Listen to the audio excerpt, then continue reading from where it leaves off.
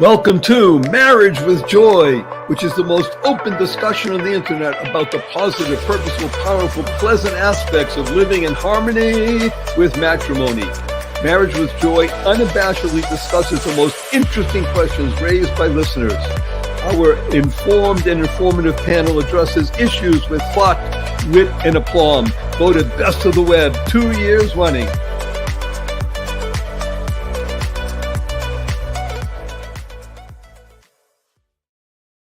Good day, beautiful, bountiful, beloved, immortal beings, and good-looking people. Maybe you're good-looking because you're always looking for and finding the good. That's why you have consciously and conscientiously tuned into the greatest podcast on the entire web regarding one of the most important institutions in the world for the benefit of the world. And that is, of course, marriage. Marriage. What do they call it? Marriage, horse and carriage go together like, marriage, that's it. Like love and marriage go together like horse and carriage. I asked the local gentry and they just said it's elementary. However, it's not elementary anymore. And that is why today we're going to be discussing this particular podcast is actually happening in the last day of the month of August in the year 2023. So if you're watching this 100 years from now, you can say, wow, those people look so interesting in the 100 years ago. Or if you're watching it at the very moment, you can say, wow, those people look so interesting today. Because there's stuff happening in our world, and specifically in the United States of America, because that's what I'm mostly concerned with. And I believe I speak for Maura and Diane as well. God willing, Lori will be joining us, because what happens in the United States of America sets the tone and the trend for certainly the Western world and maybe even the rest of the world. And that is this remarkable institution that we call marriage is under attack. Now, it's under attack on three levels. Number one, consciously under attack by malign influences who think that marriage is detrimental to the sound mind and body of a human. There are people who believe that, and it's not a small number, it's a growing number. The second thing that's under attack is inadvertently by the tax system. It used to be that it was advantageous to be married from a tax point of view. That does apply a little bit, but not as much as it used to.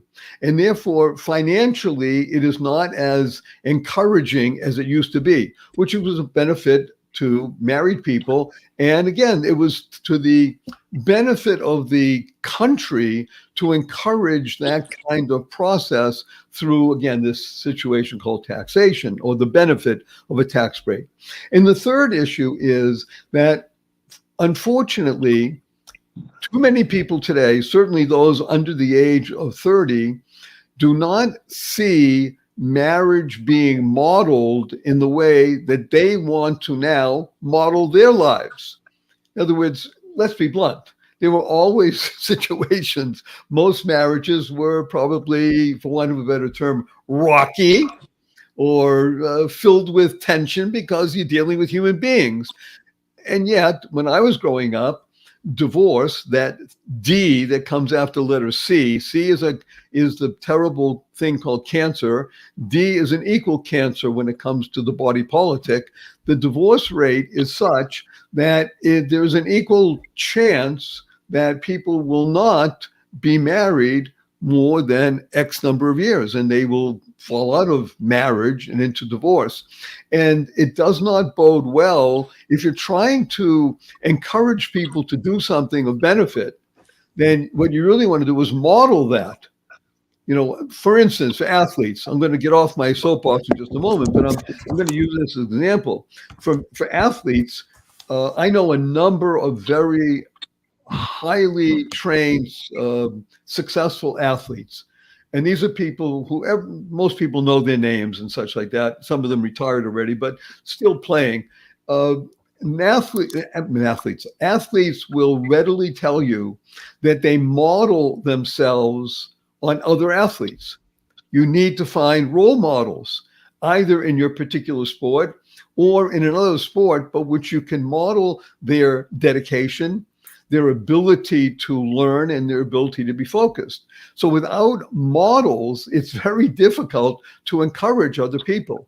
And as I said, the reason that we here, the four of us, have joined together to build this remarkable podcast, which thank God thousands and thousands of people listen to and send in questions and all kinds of things, is because we are open about what we discuss, and we are bringing forth what we believe is a positive, purposeful, powerful, and pleasant model for people. Because the title of the podcast, hello, is Marriage with Joy.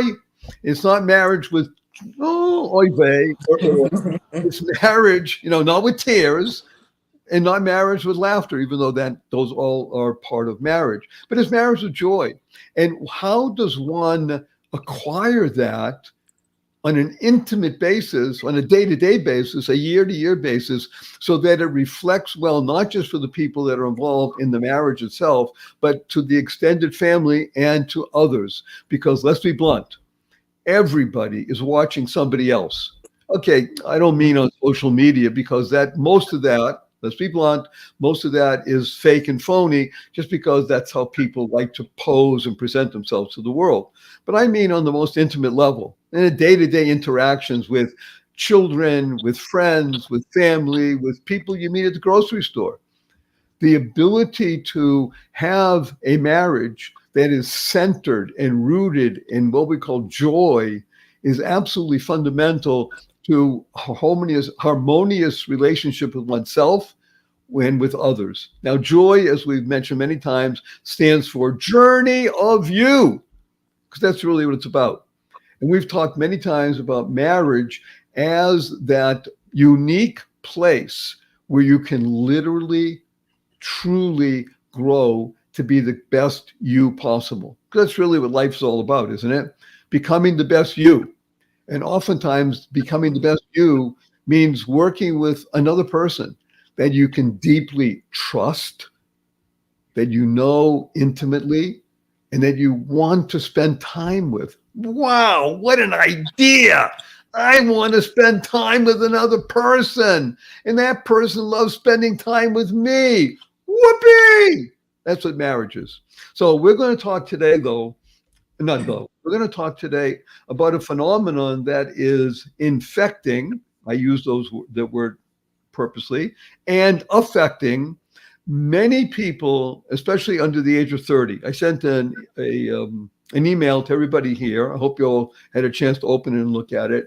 And the reason I sent it is because I was getting dozens and dozens of questions from younger people from the ages of 18 to 29, 30, in these same areas of almost these same questions. Of one question is, well, why should I get married? Okay, fair question. And if you're going to give me some answers why I should get married, well, gee, what about this? My career? What about finances? What about the fact that, hey, if you're telling me that sex is better when it's marriage, I don't know. My sex is pretty good and I get a lot of it. Most of that comes from men. Hello. But I'm telling you, more and more women are saying the same thing, with one caveat, and then I'll stop talking. And that caveat is women, how should we say this? Women say that they have more sex and less enjoyment. I hope I'm saying it properly. Men tend to enjoy sex more because there's no, who cares? You hear the ad? I'm just telling you, that's how guys think. Okay, I have sex, who cares? Women tend to feel more attachment to someone they have an intimate sexual experience with.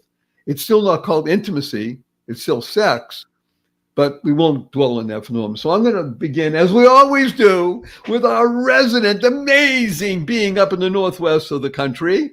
It is wonderful Dr. Diane Medved. She is author. She is raconteur. She is wonderful mother and marriage partner with a fascinating fellow. She's also a grandmother, and she's an aunt, and she's a friend, and she's just generally pleasant. So we're going to start with you. You didn't mention I'm a psychologist. And, oh, excuse me. God. And she's a world famous psychologist. Okay, in parentheses, world famous psychologist. Yes. We're going to begin with you, Diane. And I'm going to ask the question that comes up so often these days, so often. Can you name 3 reasons why a healthy 25-year-old male who is successful in life by most accounts, in other words, earning a living, having friends out there, growing, as they say, why should that person even think of getting married now at 25? Well, first of all, there's an assumption within the question that the person has someone he wants to marry. Mm-hmm. And I think that making that connect, many people can't even imagine ever getting married until they meet someone who they fall in love with and respect and want to spend their life with. And I think that's the prerequisite to the question, that if you have the right person, the person you feel is the right person, and maybe you have a checklist and that person happens to check the boxes, but usually that includes an element of passion, of love, of commitment. And once you feel some of those things, all of those things ideally, with someone, that's the step at which, the point at which you might consider, do I want to marry this person? And so stepping back, you have to have some certain basics in place, and you have to know, not just in your own heart, but mutually between the two of you. What you do when you get married is form a different entity than the individuals that are in it. It's a third entity that is the combination of the two of you. And so in that prerequisite, you need to know what is formed when the two of you get together. Sometimes people have sparks, and that's not going to work forever. And sometimes they have just sex and passion, and that's probably not enough to last forever. And sometimes they have an intellectual connection, but not too much attraction. I'm not sure if that's really bodes well for the future. So you have to look at what you're bringing together individually, and especially the two of you. Can you communicate with each other? Can you accept the other person for who he or she is? Accepting someone for who they are and allowing that to flower and to make that person the best that he or she can be is a prerequisite for considering any kind of relationship, because lots of people aren't ready for marriage. And when somebody at 25 says, well, I want this person to have beautiful looks and be an achiever and have a lot of money and all these criteria, and then goes to the person they have and says, well, you don't have that, and you don't have the other, and well, then nobody's going to get married. And I think that's part of the problem that's going on right now. Yeah. People have expectations that are unrealistic. They figure, I'm going to get myself in order. I'm going to go to school. I'm going to get a career going. I'm going to feel confident in myself and maybe get a house or a condo or something. And then I'll look for someone. That's a mistake, because we are all works in progress. Nobody's perfect. Nobody's ever to the place they're ever going to be perfect or even good enough. Frankly, we all probably aren't even good enough. But that's okay, because if you can look at yourself in a different light, which is as a work in progress, then you can say, all right, I would like to strive for, and I'd like to do this. And the other thing that you need to do as a prerequisite is think independently from whomever you're hot for about the kind of influence you want in your life for the rest of your life. And the thing is that this person that you choose is going to be the main influence on you. If you pick somebody who's into drugs, well, then you're going to be in a drug world. And if you pick somebody who's an intellectual, well, then you're going to be in an intellectual world. And you need to know what it is that you want to impact you for the rest of your life. I wanted someone who was going to raise me up and who is going to bring me into spirituality, who is going to give me more intellectual stimulation, someone who I could respect and feel that I'm so lucky to be with. Luckily, I found that person. I was going to say, you got it. And I'm very And fortunate. by the way, so did he, but go ahead. I appreciate that. I feel so lucky every day. And he wakes up every day and turns over to me and says, I feel so fortunate to be married to you. And we've been married 38 years and look forward to, God willing, many more. And every day we fight the world. We deal with all kinds of issues. We have issues surrounding us and things that are unpleasant, and read the newspaper and get depressed. But we always don't have do that. each other. We can always come back to each other and say, I'm so blessed to have found you. So let me interrupt you for a moment, because and I can only do this because I know something about you and wonderful Michael. It was not, excuse the expression, your first rodeo. In other words, each of you had to go through a process to come to find each other. Yes, that's true. And I also have to say that as the years go by, I see there are many cases where one of the partners has put all their eggs in the marriage basket and the other person pulls out. And so I don't blame that person for a divorce. I mean, you can call that person a divorcee and see it as a failure in their life. But, so many divorces are not faults. And that's why this no fault idea, there is usually one partner for whom there is minimal fault. Now, let's face it, both of them contribute if anytime there's a divorce, and both of them should be looking to save the marriage. But lots of times one person pulls out and there's nothing that you can do. For example, yes, my colleagues are nodding. People will have an affair and they'll turn around, they'll turn their back to the marriage and turn toward this affair and that relationship. So, yes, it's not my first rodeo, and I wish that it was, in a way, because it's so much sweeter not to have someone before. It's much sweeter to be able to spend your life with your soulmate. And one of the things in my book, Don't Divorce, I have a whole section. Wait a minute, hold that up again. Don't divorce. Don't divorce. It's a great book. Don't divorce. Of being married. You asked me for 3 things, and I have probably about 6 things. But there's some unique aspects to marriage that you cannot get living with someone or being in another kind of relationship. Why should you get married? Because you want those unique things. And I just read an article that was disturbing to me. It was saying, give up on finding a soulmate. There's no such thing as a soulmate. But wait, it had the assumption in it that was not discussed or said openly, that when you look for a partner, you're looking for a soulmate. In my book, I talk about one of the benefits of marriage, especially long-term marriage, as you go on, is that over time, you develop the soulmate connection. And without going through all the things that people go through, childbearing, child rearing, death of parents, all kinds of things that are difficult, those are the things that make you not just marital partners that are close and in love, but make you a soul mate. It is the experience of life that brings your soulmate. So when people are together and are committed completely, see, to me, you can never get a complete commitment unless you're married. And one of the reasons is, frankly, that when you get married, even if you're not religious, but if you're religious, you're bringing in the divine. You are coming together, 2 people with an aspect of the divine.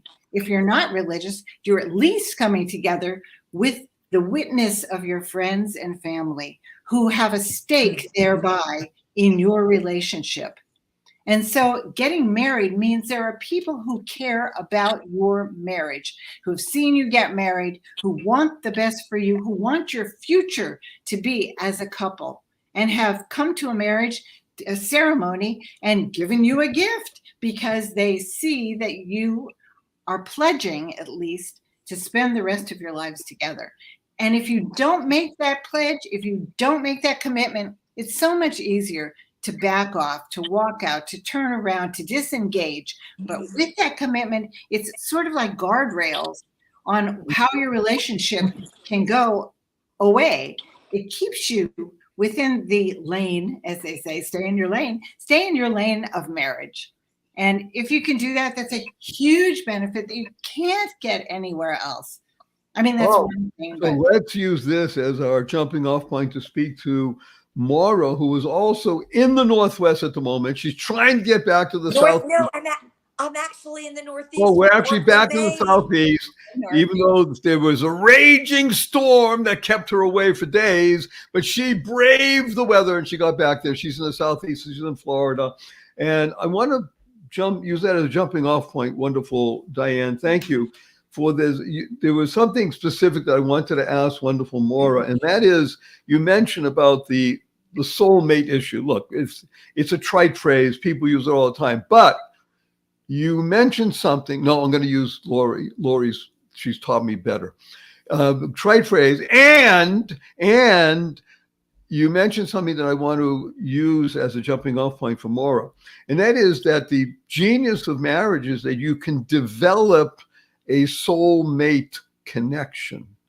See, it may be there was a spark, there was passion, there was something, and you felt that, oh yeah, this is my soulmate. But as time goes on and the relationship deepens, it seems that that soulmate connection opens up even greater. Would you say that that's true for you, Maura, and people that you know, and as an expression of marriage? I would. And just for the record, you're right. We had a hurricane. We're up in Northeast in Portland, Maine at our daughter and son-in-law's new house, hence the different background. Anyway, the thing. Wait a minute, you said you're in Portland, Maine? We're in Portland, Maine. Our daughter and son-in-law ended up moving cross country. They wanted to buy a house, and we're at least in the same time zone. So we're here, but we're here for an extended period due to the fact that we had a hurricane that postponed our return home. So you could see the dining room, simple life background for the time being. Very so we're nice. really in all four corners. Anyway, Barry, so the question again, you wanted me to jump off. There were a few things, if you don't mind, I'd like to jump Please. off for what we just heard previously. Diane was talking about, what are you looking for? Why should someone young, a young man, consider getting married? She gave a couple of the wrong reasons about why not to look for someone to get married. And, you know, I was glad she mentioned drugs. I also thought about things like drama. I thought about codependency. When we are looking for someone to build a life with, that second person is going to help us, for good or for bad, build a symbiotic relationship. And whatever that overriding force is that they bring in, we need to look at. I totally agree. When we find someone to get married to, and I will say I only had one rodeo. I never even wanted to get married until I happened to meet my husband in college. And now we've been together 46 years, married 42. But here's the thing. I saw in him, and he saw in me, elements that not only met in the middle, but they were sufficiently different from one another so that his strengths would help lift up my weaknesses. My strengths would help support him. And you're absolutely right. When we get married, we become not just 1 + 1. We become now 3 in a sense. I remember thinking before I got married, why would I want to get married? And what flew out of my mouth in 1981 was, I want to start a new life. To think about marriage as the joining of who you are as an individual with someone else, and they bring their experiences, they bring their culture, they bring their family, they may bring their faith, their education, their reference points. And you look at that person and think there's a richness to behold about that. And I would love to add that richness to who I am.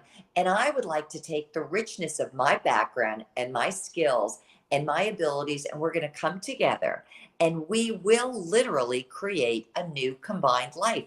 We still have our own individual lives, but building something from that is truly, it stretches us. You know, it's funny visiting our daughter and son-in-law. I could see them. They're married now 4 years, and I'm watching, and they were asking us questions over the dining room table, like, how have you done this over so many years? Or how did you navigate through things like this? There is a life that comes out of marriage. It doesn't mean it's always easy, but I want to use the word, you mentioned joy. And the other word I wanted was redemption. Think about this. How many times, if we're with someone else and we have committed to each other, everybody in life, no matter how they live, is going to have challenges. But when you can face those challenges with another person, even if their side of the equation has a challenge for you, you can use it to help redeem elements within yourself that you didn't even know you had. You can grow in ways and in measures, maybe in ways you didn't even know you had to grow. So over the course of time, you literally transform, bringing everything you were, but become something bigger and something better. And that was it. And one more thing I want to say that you had referenced early, Barry, um, about marriage being under attack. I can always tell you that what we see around us in terms of the media, whether it was print media, TV, whatever, a lot of TV shows, we see very little around us modeling a good and a healthy marriage. But more importantly, and this is what you brought out, we can be the living models to other people. And this is why I know I'm a little biased. I think we all are. We love doing this monthly show because what we do is we have to answer your impromptu questions on the spot and really give some literal and temporal thought, like, how does this affect me? When we are in the presence, not only of each other as a married couple, but we're in our community, our neighborhood, we're in the schools with our kids, we're around other people in the family and extended family, we're out at work, we're literally bringing our energies and our modeling to other people of, oh, this is marriage. So back to, why would a young man want to get married? Because there can be levels of life experience, personal growth, and even a more solid base and strength than if that young man decided he just wanted to continue playing the field or not even considering growing that element of him. And if I could say one more thing, because I used to be a recruiter in several former lives ago, I don't know if any of you remember this, but years ago, corporations, when they were looking for their senior executives or people that were going to be moving up, they would generally look for a man who was married because they associated with responsibility, maturity, and stability. That very thing that they had from home would be lessons and skills that they could bring to their professional life. So that's like my little tie box answer to the Okay. question. This is very good. I want to ask wonderful Lori, who is in the Southwest, right on the edge of the water, the edge of the continent. There were so many things that were going through my mind that when Diane was talking about, let's say, walking out on a marriage or an affair and such like that, because again, I know some personal things. You're the wife expert. You've been through stuff. You're also very amazingly deeply involved in a faith community, a wonderful church with thousands of families. And I'm presuming something at the moment, and that is that in a faith-based community, 25-year-old men are actually encouraged, as 25-year-old women are as well, to marry or to consider marriage and not wait another 5, 10, 15 years to do that. Am I presuming something incorrect, or is it, or things just not that way and it's just the same way in the rest of America as it is in a faith-based community? No, I don't believe people are encouraging anyone to marry so quickly. so young. So wait, this is very important. So you're saying 25 is quick Yeah, as opposed very to young. 19 and 21, I consider quick. 25, I consider no. Okay, so 25 is still considered relatively young to get married. 100%. Yeah. Woo! Most of the people I know who are kids are getting married, it's like, yeah, he's 25. Yeah, he's getting married. Although I have a lot of clients in the Midwest and maybe, those smaller cities where those kids do get married early and they don't think anything of it because that's just what they do. Because there's not a lot of choices. Like where I live, and it's a playground.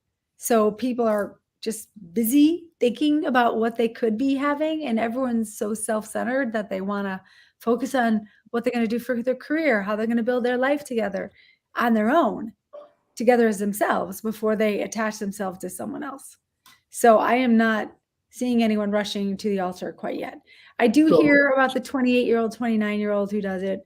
I personally think people should really grow and love themselves first, because if you get married too young, what Diane was talking about earlier, it's like, if you're not sure, I think there are thousands of soulmates for you. And if you decide to marry someone, you choose to love them.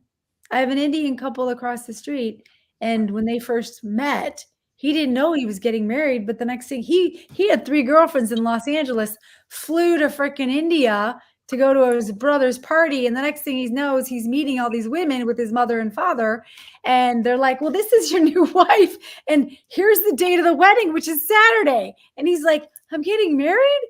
And he came home and had to tell his girlfriends here, he had several, that he's married.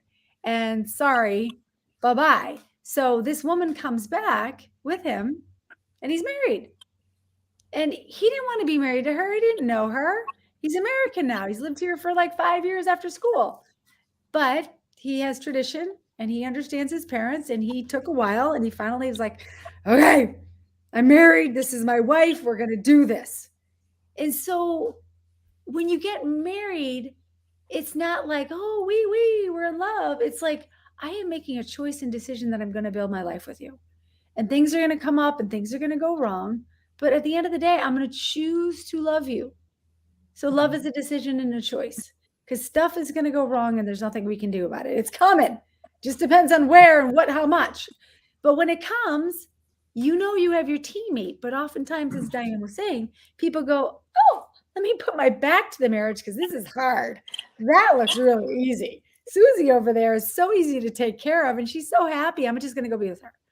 But that's not, Susie's just faking it, and time will go on and you'll have a life over there, and it's going to be shitty over there too. Shifty over there too. What happens? Shifty, right. Shift happens. I want to make this, it's so interesting that you use this idea of India. I have a dear friend, he's called the America's Greatest Storyteller. And we actually have a podcast together also.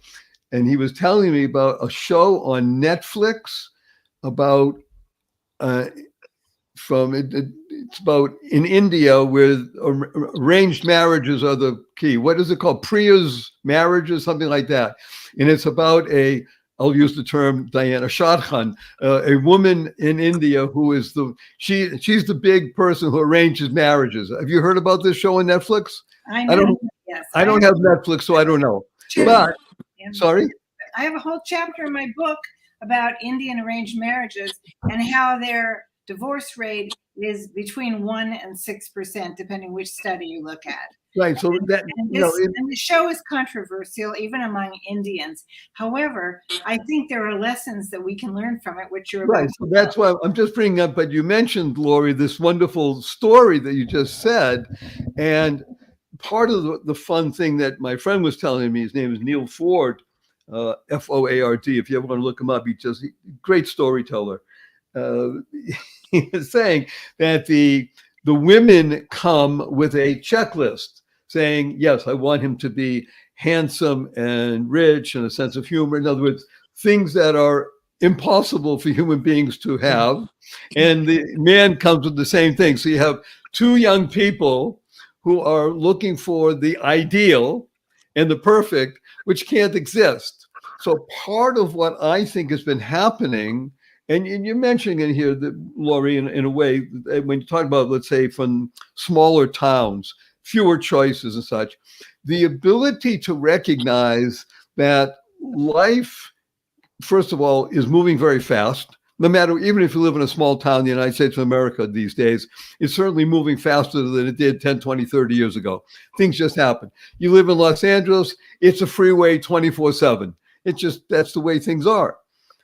But the ability to potentially slow down in life and examine and ask the three major questions of life, we call them the WWW. Who am I? Why am I here? And now that I even begin to think I know why I'm here, what am I supposed to do? Let's be blunt.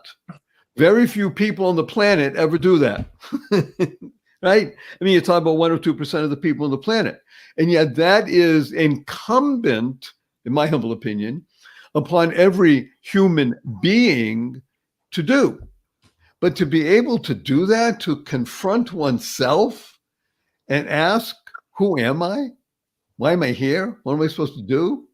Well, that's what we call the 4-letter word that ends with K. Work.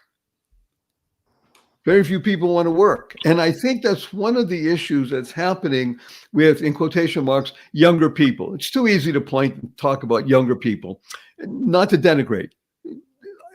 It'd be hard for me to be a 25-year-old today.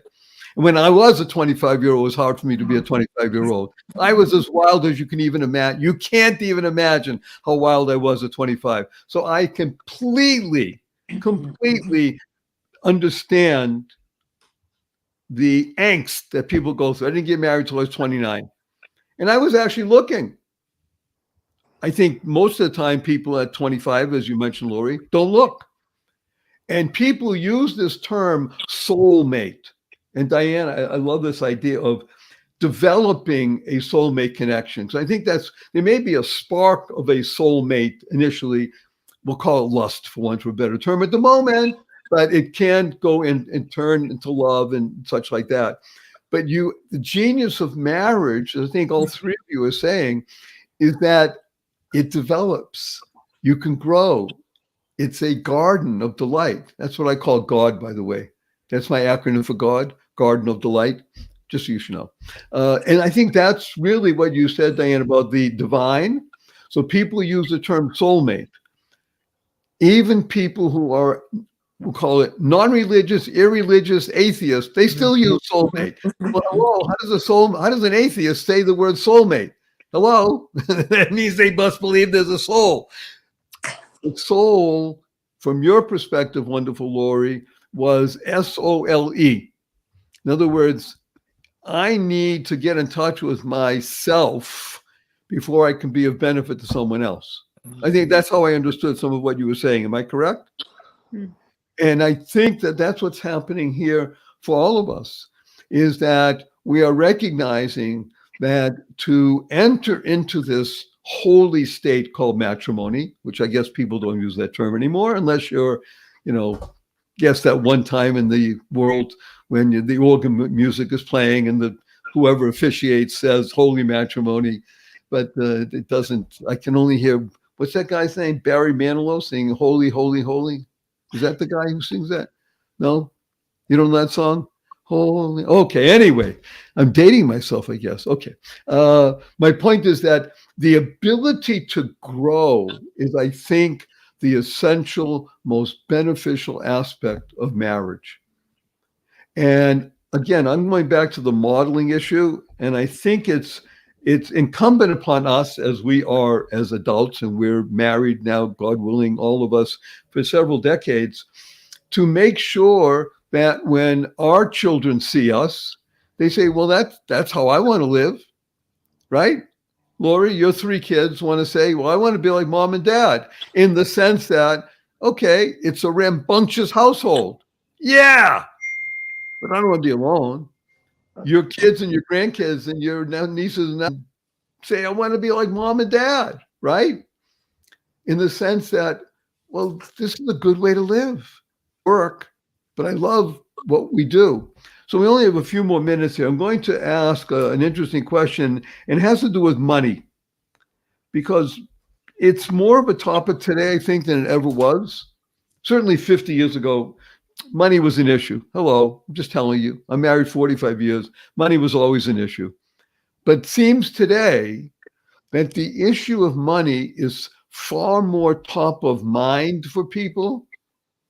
And it may even be very real. In other words, I'm not in any way lessening the reality that it probably takes more money to live a, quotation marks, comfortable lifestyle than it ever did.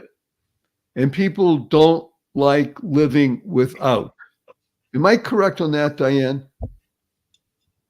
Part of me says yes and part of me says no. It depends how people prioritize things, but I certainly see what you're saying in terms of how people feel that they need two incomes to live a decent life together, and that puts pressure on both of them, whereas years ago it was understood that if at all possible, the wife would then be a homemaker.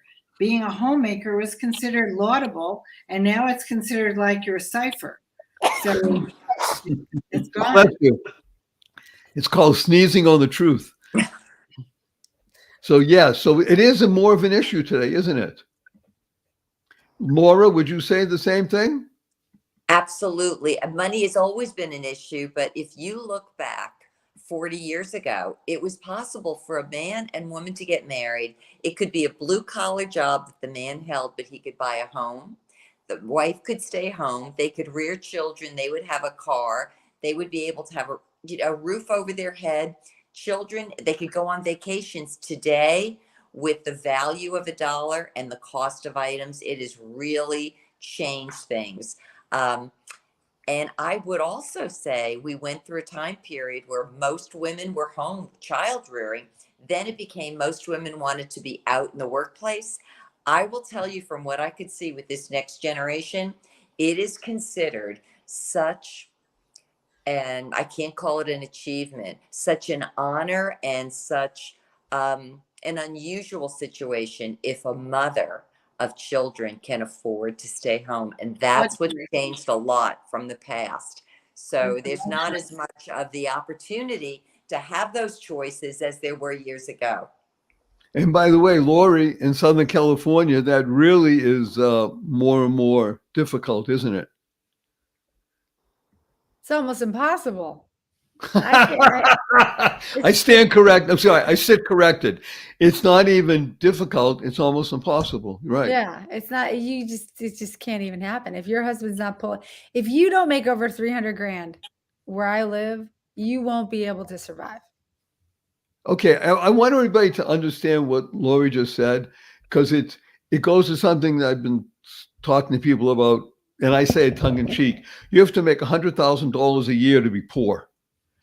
And yet, let's be blunt, most people don't earn even $100,000 a year. Hello, that's just reality.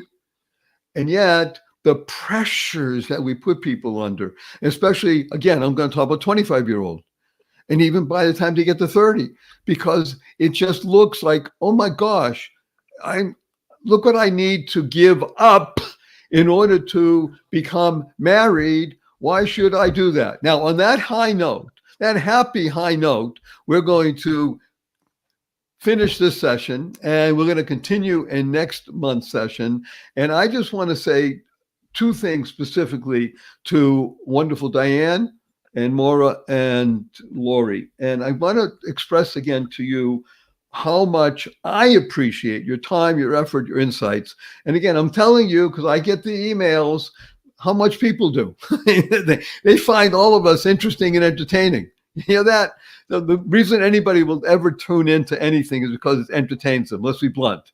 Oh, yeah, okay, people like to know and get informed and such like that, and somewhat maybe even transformation. They might even get something, but people like the entertainment value of what it is that we're bringing. So I'm just telling you, keep it up, kids. People love it. So let's continue, and we'll use this jumping off point as money as the segue into the next session that we do, because look, this is of course called Marriage with Joy, and it can happen. There is no question in my mind, I believe from all the four of us, that marriage is the best place to realize the best you, to have the most fun in life, the most joy in life, to make the greatest difference in the world. In other words, we're all mad people. MAD stands for, of course, make a difference. You want to be a mad person? Get married. You will really get mad then. Okay. On behalf of all of us,